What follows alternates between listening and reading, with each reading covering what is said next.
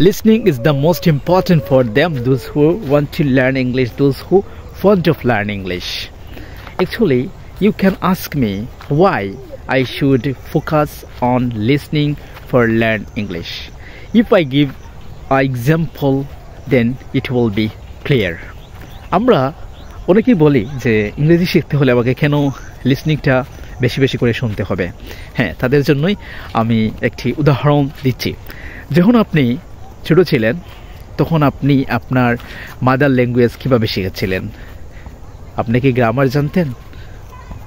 নিশ্চয়ই না, আপনি গ্রামার জানতেন না।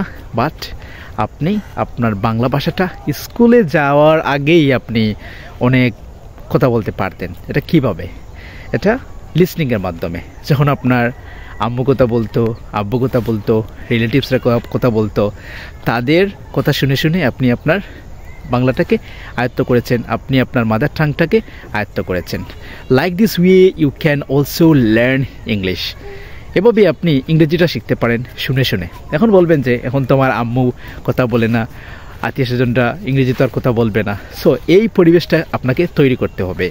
You can ask me how can I make this environment. Yes, you can make your environment.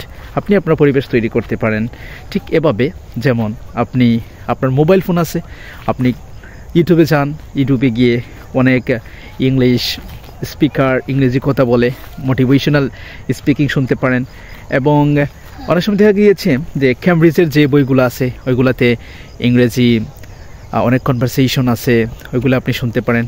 পাশাপাশি আপনার আইএলটিএস লিসনিং স্কিলটাও বাড়লো, এমনকি স্পিকিং স্কিলটাও এখান থেকে চলে আসলো। শুধু শুনলে হবে না, শোনার সাথে সাথে ওই যে স্পিকার যা বললো ওইটা নিজের মতো করে বলার ট্রাই করতে হবে এবং কি বললো এটাও বুঝতে হবে, তাহলে আপনার স্পিকিংটা ইমপ্রুভ হবে।